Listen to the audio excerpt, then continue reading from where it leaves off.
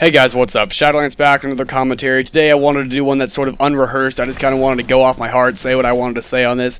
I've been noticing since Hellgate has come out, I've really been noticing the use of overpowered weapons a lot. I'll play on Hellgate and people walk in with SOP mods, M416 Barons, and a whole bunch of ridiculously overpowered weapons. Yeah, I know the Barons got, nerfed a little bit, but it's still a great no recoil weapon. I've been seeing people actually use the SG556, which, as much as I'm happy to see that because the weapon's finally getting some light, it is still an incredibly good weapon. So seeing people walk around with that, it's kind of like, yeah, I'm glad you guys are using it, but it's still completely overpowered. Anyway, so my point on overpowered weapons, it kind of ruins the fun of the game. And the thing is, I actually struggle to see why people are having fun running around with SOP mods. Now, don't get me wrong, I'm not saying don't ever use a rare weapon when you get it, because that's the whole point of a rare weapon. You're like, oh, I got a really rare, fun weapon to play with. Yes, you're going to try it out. Yes, you're going to go have fun with it for a while.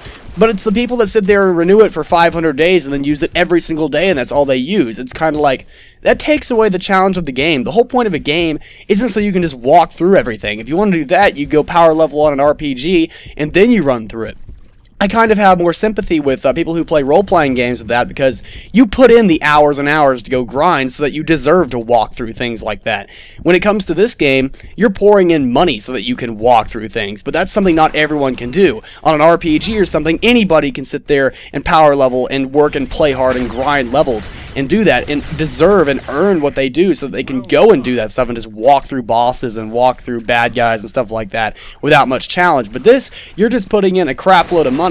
Or maybe you get really lucky and you get a Max's R870 permanent out of the case, but I can't believe every person that uses a Max's got that lucky and got it for permanent. I have not seen that many people get that gun for permanent, and there's no way I even think that even remotely happened. I actually agree with Sniff. Back in like a year ago or so, when Sniff got an R870 Max's out of the case, he got it. It was either for permanent or a really long time, and he was like, oh, I really wanted this weapon, and he named like a machine gun or something. And that's how I see it. Why don't we spend more time doing what we think is fun?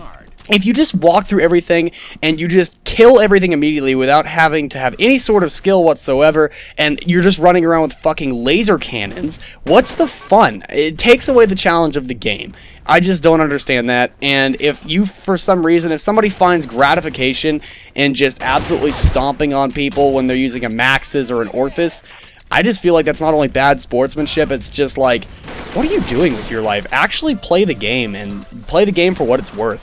What's more is it will make you lose skill over time. Like, if all you do is use a Max's and an Orthus, or even like a ridiculously overpowered sniper rifle like a Tango, then yes, you're going to lose skill over time. You're going to get used to that Tango's instantaneous spread recovery, and that's not what 99% of snipers in the game have. In fact, I can only name a couple of snipers with that level of spread recovery. It's like the M99-2, the Tango, the MSR, the SIG-50, and the TRG-SE. The TPG-1 Master still doesn't have anywhere near that spread recovery. Even a lot of other NX Rares don't have that. And if you look at the Orthus, it's even so much further better than the Duels that the Duels may as well be a crap weapon in comparison to the Orthus. Now, I'm not saying the Duels are great, but they're at least more justifiable to use than the Orthus, in my opinion. What's worse is that this is actually addictive, so once you start using it, you get more and more into using it. At least that is if you're a person who can afford to renew the weapon or buy more cases to get it again. It's addictive.